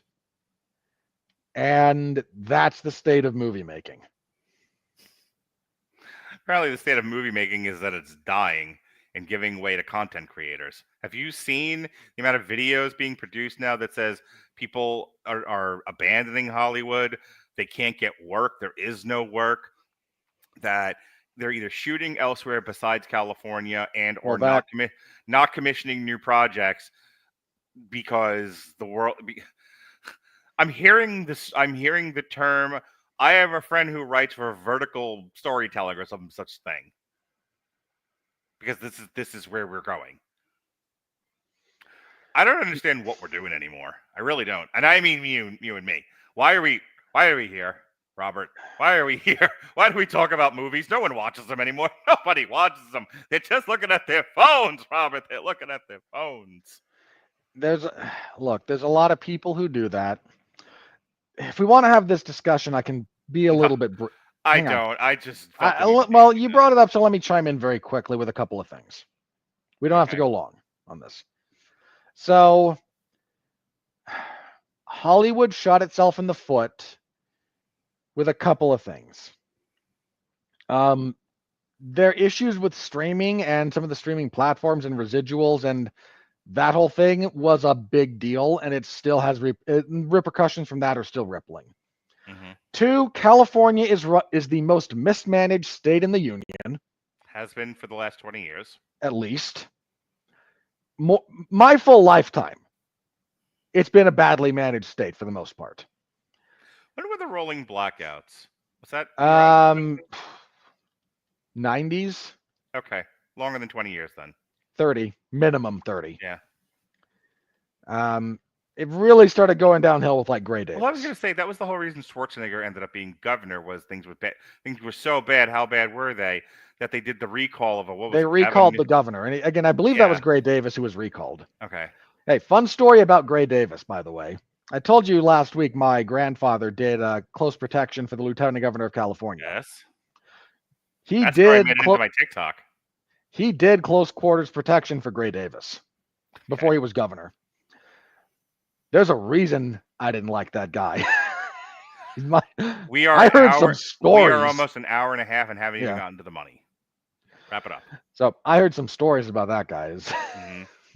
So California's been mismanaged and has stopped incentivizing studios to be there, but the studios are still there. So you're in this weird spot where physically they're there, but nothing's going on. It's all being outsourced. So the decentralization of your logistics has been a real problem. Part of the dream was I will go to where all the shows and all the movies are made, and I will start grinding out a living. And I will be in commercials, and I will work my way up, and maybe I'll get discovered. Maybe I'll earn something. Like there was a process, Mark. There was a process. And it chewed up and spit out a lot of people. It really did. Yes, I know. But it was kind of a process that worked. It was brutal and unforgiving, but... And a bit sketchy. In a lot of ways, but it worked. Now there's not a location. You don't go to Hollywood unless you want to be in like the business end of movie making. Yeah, if you want to work for the executive studios. If you want to write. If you're a writer, being there has value. to a degree, but again, I saw a TikTok today where somebody who worked in Hollywood was going, nobody wants to read your scripts, and I'm like, what is the point of any of this? Anyway, getting back to Ballerina. Did you have anything else you needed to say about this movie? Because if not, this is fucking terrible. This is on my worst list. Like, at least like Karate Kid, I'm still kind of deciding whether or not I want to put it on my. This is absolutely. Oh, it's on my worst. I know it's on yours. I'm still kind of maybe it'll get an honorable mention, but this firmly on my. I fucking hate this movie. Again, because my emotional reaction to it was not as strong as you, it's not on my worst list at the moment. It misses in 3 critical areas for me. It had no courage. It had no consistency. And it had an unlikable lead. I'm not saying anything positive about it. I'm saying, look, would I rather rewatch this or the Minecraft movie? I'd rather rewatch this. We are not the same.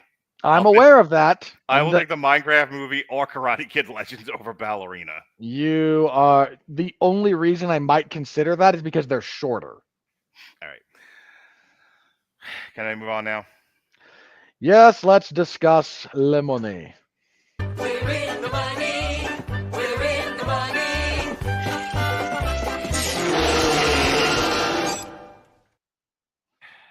Stop changing things, StreamYard. You're confusing me. I'm old. I can't. Jesus Christ. All right. Anyway, on a budget of $90 million at the top end, this thing at the time of recording has made $50.5 million. Hey, did I tell you we got dinged for copyright because the airplane crash is now getting us demonetized? Really? Yeah, that apparently is an owned sound. I don't know how or why or when, but all right, we will have to find some new. We need to find some generic atom bomb explosion for that. Some generic nuclear explosion with a mushroom cloud. We'll find something. I will work on that. I need somebody in a very insulting Japanese voice going, "Don't touch the boats," and then bombs go off. By the way, I had to explain. So my son asked why Star Wars was popular, and I had to go as far back as to explain to him why we dropped 2 bombs on Japanese cities that were of no strategic military value. The horror in my son's eyes. The horror. You and I might have to have that debate one of these days, just as an exercise, because I'm significantly more understanding of that decision, even though it's absolutely horrifying. No. I wasn't. You understand? The 11-year-old child didn't understand it, and when I explained it to him, he was like, "Oh my god!" But he still has hope in his eyes, Robert. You don't have to explain shit to me. I thought that you would have killed the hope in your 11-year-old son by this point. No, I love him, Robert. Middle school will do it. If you don't, that's okay. Yeah, no, let him experience the death of hope all on his own time. Okay, you know what? Fair enough. Speaking of the death of hope, Lilo and Stitch. As of June 8th, 2025, Ballerina has grossed $24.5 million in the U.S. and Canada and $26 million in other territories for a worldwide total of $50.5. In the U.S. and Canada, Ballerina was projected to gross $28 to $30 million from around 3,400 theaters in its opening weekend. It earned $3.75 million from Thursday previews and went on to debut $24.5 million, finishing second. And yes, this is gonna struggle to get to $200 million. Yeah. Lilo and Stitch was the #1 movie for the 3rd week in a row, as we thought it would be. We can't have nice things. Ballerina debuted at #2. Mission Impossible fell from 2 to 3. Oof. Karate Kids 3 to 4. Speaking of movies not making money. Final Destination 4 to 5. The Phoenician Scheme opened up worldwide. Woohoo! And that jumped from 14 to 6 because of it. Bring Her Back. So your son is going to drag you to see the Phoenician Scheme at some point, I assume. If there's time. Or are you going to make him wait for streaming like a tyrant? Everything is about. Jesus Christ! Everything is a matter of time. Bring Her Back from 5 to 7. Dan Evil Eye. I guess it's some sort of kids movie. No. #8. Okay, stop. It says G Kids right here. You hurt me. Stop huffing. If I don't know what something is, you can't yell at me that I called it the wrong thing. Just say what it is, turkey. Dan is a more adult-oriented anime. Super. Sinners fell from 6 to 9. Thunderbolts 7 to 10. Dangerous Animals debuted at Thunderbolts 11. has now officially flopped, by the way. Yeah, it made less money than Eternals and what was It the other made one? no. Here's the thing. It made less than Black Adam. Yes, but among the Marvel movies, there was 2 that it was listed as being under where it was like, holy shit, that's really bad. So still, the Marvels is the winner for the worst performing movie of phases 4 and 5. But Thunderbolts not too far behind it, and far behind. How do you make less Eternals. than the movie that tanked that version of the DC extended universe? Very well, apparently. Anyway, Dogma, which the X and my daughter. The Year of Our Lord 2025 is full of theatrical re-releases. Yeah, so Dogma debuted at 14, which the other side of the family saw. The Ritual debuted at 15. The UFC Fathom event debuted at 17. It was not a bad card. The Life of I actually won money on that card. I bet all the heavy favorites and they all won. It was great. There was I think there was only one underdog that cashed all night, and I think that was Batista over Mix. The Life of Chuck debuted at 18. I Don't Understand You debuted Robert at 20. Winfrey story. You beat me to it. Dragonheart debuted at 26. Kawaii Tanu 31. The Last Twins 32. We Are Guardians. We Are Farmers 35. Dun dun dun dun. And that was the weekend that was worldwide. Worldwide, I hate everything. Nisha still under 2 billion. A Minecraft still under 1 billion. Lilo and Stitch zooming up the charts. Still 200 million and change or so behind a Minecraft movie. So that's at 772. And there's a $320 million drop to get to Mission Impossible: The Final Reckoning. That got to 450. Captain America is at 415. Thunderbolts died at 374. Sinners is up to 357. That was a big win. Final Destinations is in the top 10 at number 8 at 257. Snow White dangling by Superman's hair, 205. Wow. All right, so just so you Superman 4 reference. Wow. It's fresh in my mind because as we were talking about Star Wars last night, and then I was having to explain to him the history of the Dawn of Superman movies. And then I said, because I was on a roll at that point, I started talking about Superman 4, and I was like, you don't understand. When the moon eclipsed the sun and there was no sun to be had, the enemy fell. The enemy stopped moving. He was like, dead battery. Don't you understand, Jonas? They fought on the moon. There was a human on the moon, Jonas. A human was on the moon. That's how bad Superman 4 is. There was a whole Look, just show your son Superman 3 and he'll be happy because Richard Pryor is funny. He may have actually seen it because I'm a good The father. Philly Flash, Mark. The Philly Flash, yes. And Dogman rounds out Dogman from February, rounding out the top 10. This thing. Oh, goodness gracious. Hey, The Accountant 2 wound up over A Working Man. Hooray. I don't see Ballerina. Where is Ballerina? Keep going down. Well, Karate Kid Legends is at 73. It's just above the monkey. She was a monkey's uncle. Yeah, but the monkey made money. And have you seen the monkey? No. You should. It's on my best of list right now, and frankly, it's sticking with me. I don't even see it on here. How much did I say it made?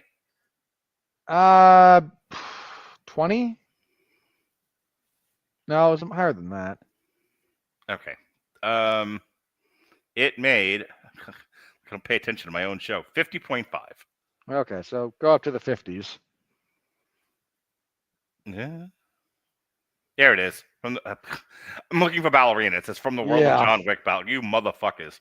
All right, so it beat Flight Risk, but it's just under one of them days from January. It will beat one of them days. It will not. Do we think this beats Star Wars Episode 3: Revenge of the Sith 20th anniversary re-release? It only needs $5 million to do so. Yeah, but it's one of those. It's one of where those we days. are. All right, next week is How to Train Your Dragon, and Which That's will gonna win the weekend. Yeah, that's going to be the end of that. And then Elio comes out, and there's your real fight: How to Train Your Dragon and Elio. Then Megan, which nobody asked for, but we're getting anyway. Oh god, every trailer for that makes me want to see it less. Yeah. All right, so that's the money. We've talked enough, so I'm moving us on. Ladies and gentlemen, your moment of zen, or as we like to call it, the critical review. I did this out of order.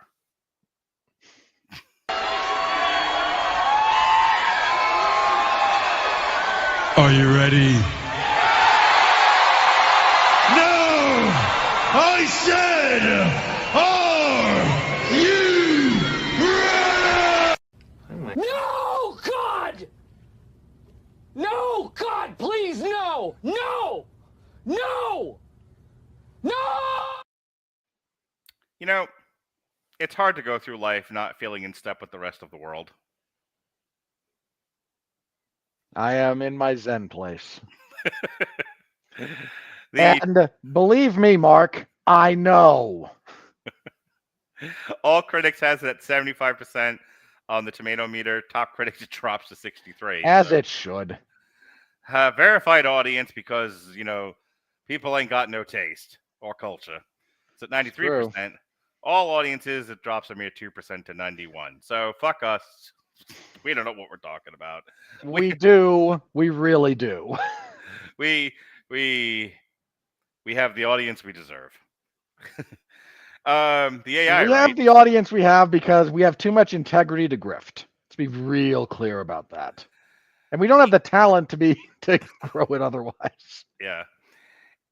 Critics' consensus: equipping a steely Ana de Armas with creatively brutal action choreography and a pleasingly kooky origin story. No. Ballerina pirouettes No. gracefully onto the Wickverse center stage. No. Bad AI. Oh, that was boo. Boo. Boo.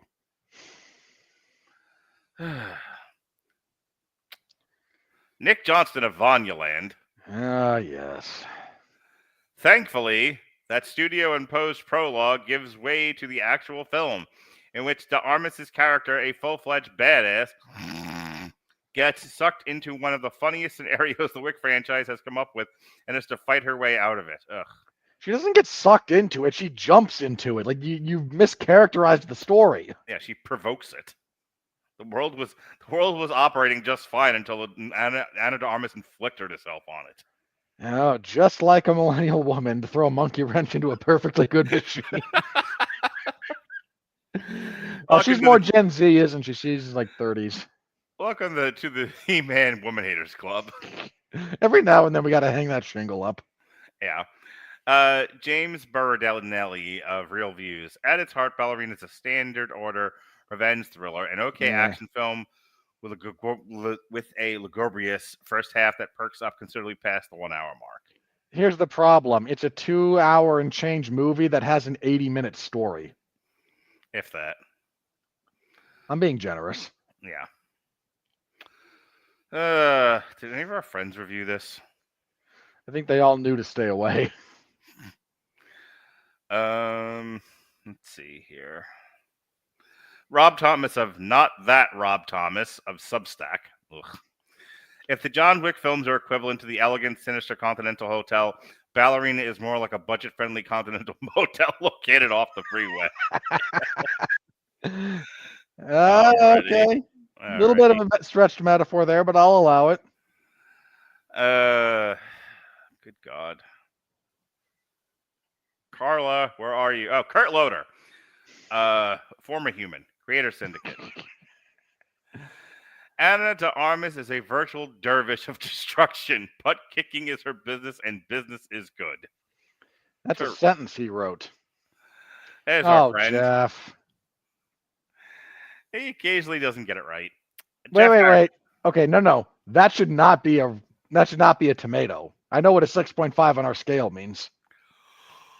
Jeffrey Harris to forwardmedia.com. Boy. Ballerina fails to hit high points of the franchise, but overall it offers an entertaining experience that fans of the saga will likely enjoy. And here's the thing. In my daughter's defense, if you don't think about these things like we did, and if you don't, look for internal consistency in your narrative, yes, If you have the attention, if your attention span is dictated by TikTok, this is fine. Jeremy Johns at jeremyjohns.com. Ana de Armas was great in the movie. The action sequences were fun. Go back to whatever it was you did before you did what you're doing now, sir. Yeah, this is a miss, buddy. A real miss. You may as well be Chris Stuckman with that review. Richard Krause of The Richard Krause. Ballerina delivers on the franchise's promise of a high body count, but suffers from low stakes and a serious case of offshootitis. That's true. It's a shame the movie storytelling isn't quite as agile as its main character. Why? No, this is... Yeah. Storytelling's not just not agile, it's like primordial. It's not even formed. It's Play-Doh that hasn't even come out of the tube. Dan Merle of Dan Merle Reviews. You pervert. He's not the pervert. The other guy was the pervert, but still. Yeah, I'm sure he's a guy. I'm sure he's weird too. Sure. On an action level, Ballerina delivers. While it's Nah. consistently high level as the rest of the John Wick movies, there are consequences that are among my favorite in the franchise. What if Dan Merle was right outside my door with a pie, waiting to invite me into the world of online YouTube reviewers, where I could leave this dusty world behind, and he heard me call him a pervert for no good reason, and he was like, I was gonna bring you a pie, but now you made me sad, and he runs away.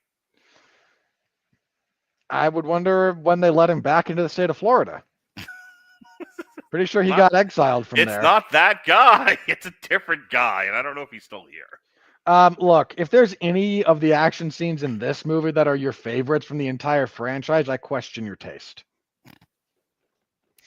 It is top of the 10th inning, and it's a tie ball game between Tampa and Boston, 8-8. When did baseball become such a high-scoring game? Travis Hobson of Punch Drunk Critics, local punching bag. For action junkies, Ballerina will be your jam. That's Okay. my jam. As an action junkie, go piss up a flagpole. Speaking of pissing on people, William Bibiani of The Wrap, top critic. That's a transition.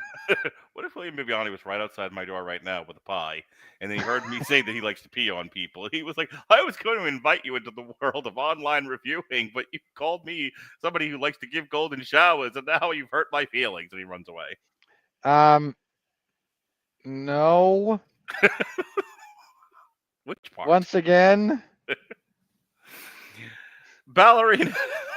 look, man, you want to get invited into these places, you have to send our clips to people who will invite us onto their shows. No one's doing that. And then I say they give people golden showers for no good reason. I'm not to be trusted. William. I'm just saying, if that's what you want. No, I want everyone to leave me alone. William Bibiani of The Wrap, top critic. Mr. 3 TikToks a day Rattlich wants to be left alone. Four TikToks a day. Ballerina is a cluttered mess with a boring storyline, but the action is often amazing. And there's a genuine sense of humor to all of its weird duels to the death. Okay. That's something that's been the humor that he's picking up on is not intentional, by the way. Absent from the self-serious John Wick movies for too long. More.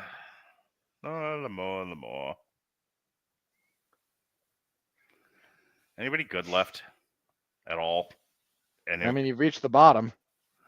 Yeah, we have. Justin Clark of Slant Magazine, top critic. Sans a mythology of its own or any substance ties into where the John Wick films go chronologically after this. Ballerina is just another 8711 joint. That's accurate. Fantastic. Well, why, when we don't like something, are our shows always as long as they are? Well, considering that some of our longer shows have also been movies we've really enjoyed, then when we hit the 2-hour mark. It's true. It's true. Usually, though, here's the thing about those shows going longer. They engender a tangential conversation that we start with. Yeah. And that goes real long. And here all we had was shtick about Ana de Armas and me warning the people that continuing to prop up this mediocre talent will result in the wrath of God striking us in the form of Ballerina. Well, it's funny because, like, a lot of our shows will click something. She's within going to be me. starring in a Refn movie next just because that's what we're tempting here. That'll be my 60th birthday. We're still doing it that long. Oof, what I said. Well, she won't be doing it by that point. But I sometimes like a lot of what causes us to have these really long discussions is something triggers me, and that is what we're talking about. I didn't get nothing here triggered me like that. There was no deeper meaning to that. This is the first. What I'm trying to get at is this is the first movie in a while, and then we're going to plugs. This is the first movie in a while where I'm only reacting to the movie. What I saw was so bad.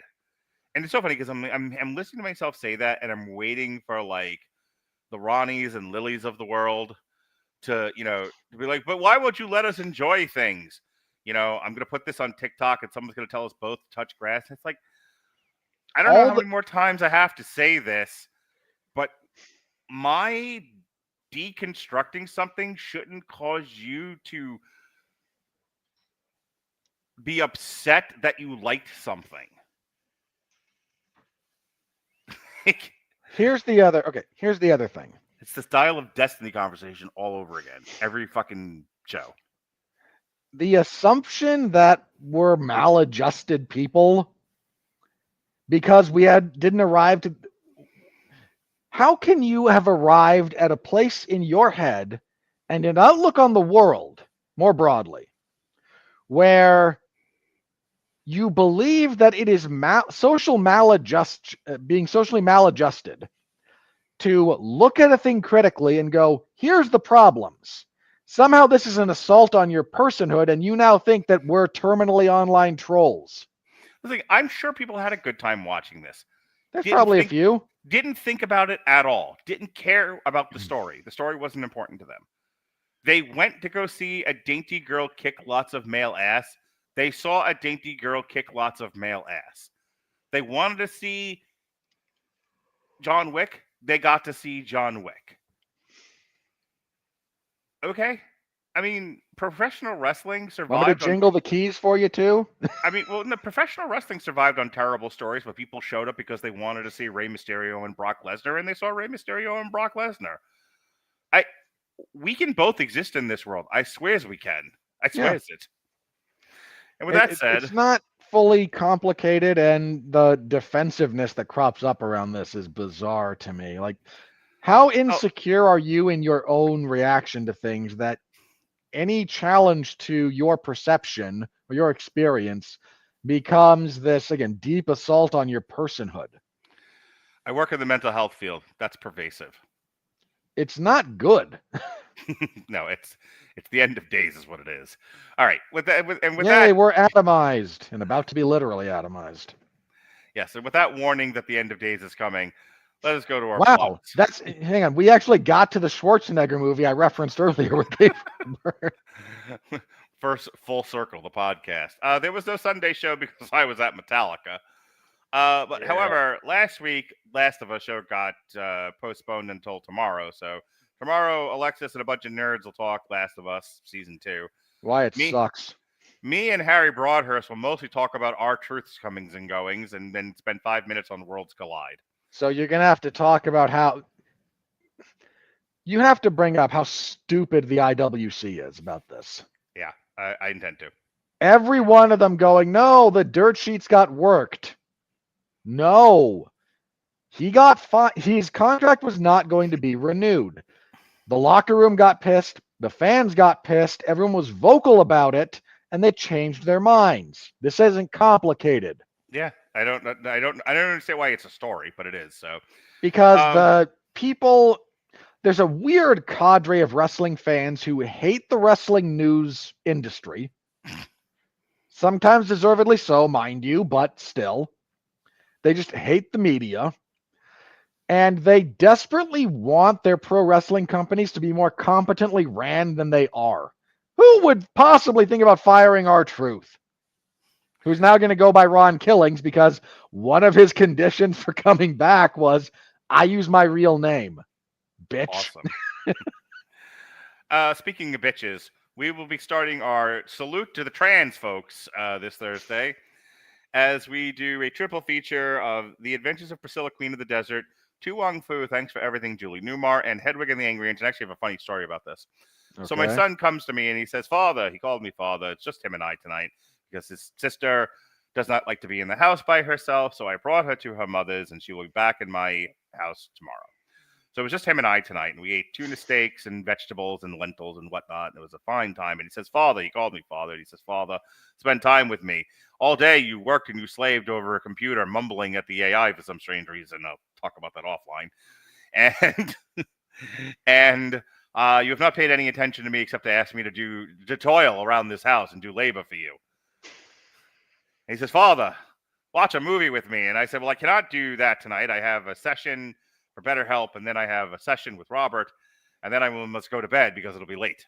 But tomorrow there will be time for such Wednesday, there'll be time. Watch one of those movies with him. Could you let me tell my fucking story, asshole? Because So anyway. you meander just a little less.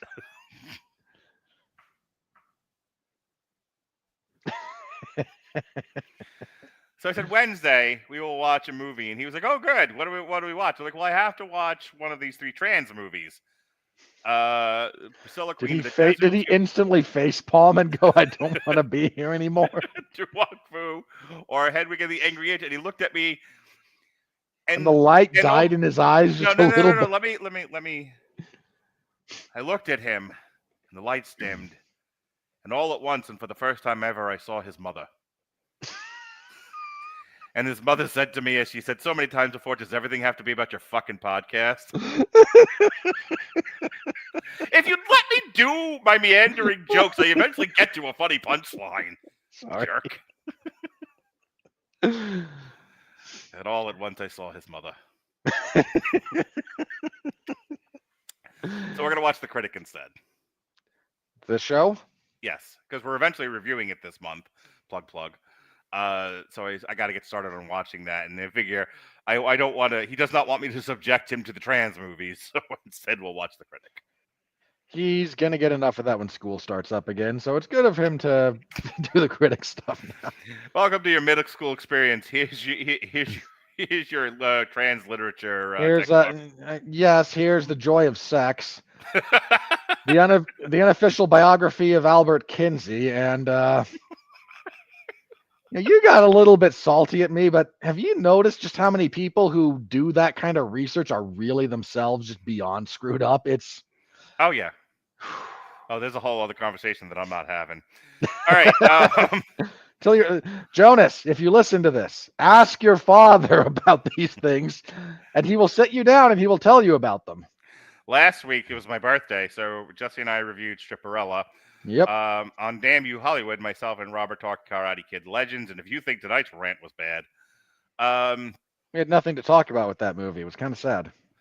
And then a week ago Thursday, myself, Robert, and Jesse had my birthday party, which was celebrated Refn style, as we drenched ourselves in neon colors and talked greased up naked Tom Hardy, which has now become a running gag with my kids, by the way, as they got to hear that podcast. So we talked Drive, Bronson, and the Neon Demon, and that was the weekend that was. Robert, tell us about all the greased-up naked men you watched fight each other. Going to choose not to acknowledge how accurate that is. Whee! So I cover 2 painfully homoerotic events over at ProRealMania.com. Welcome to Robert's Homo Corner. Take it back. I cover mixed martial arts and professional wrestling over at 411mania.com, almost against my will at this point. WWE SmackDown on Fridays, and I did not enjoy this last SmackDown, and I had a bad physical health day and a not so great mental health day, and when those 2 things converge, yeesh. So 3 appearances by Seth Rollins was more than enough to make me want to just change the channel. I could have. With a gun? I could have ignored everything he did, made a reasonable guess for coverage sake, and been fine. because he's the same preening jackass he's been for 15 years at this point. Character, not him as an individual, who I don't know enough to make a comment on. And then Saturday was UFC 316. And there was a John 316 reference made by Kayla Harrison after she tore Juliana Pena's arm apart with a nasty Kimura. Full report for that and for SmackDown are in the Wrestling and MMA Zones of 411mania.com. I also host the 411 Ground and Pound MMA podcast, where I talk the wide, wacky, wonderful world of mixed martial arts and associated combat sports. So I reviewed UFC 316, mostly positively. I previewed UFC on ESPN 69, which will be coming our way this Saturday. It's not a very strong card. It's not the worst, but it's not very strong.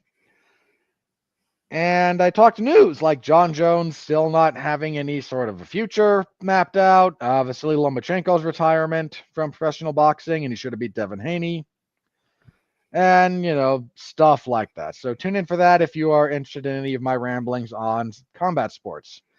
And yeah, next week, another in the long, long line of completely unnecessary live-action remakes of animated films. Yes, sir. And Father's Day. All right, folks. Here's Robert. I have to pee. Be well, be safe, and behave.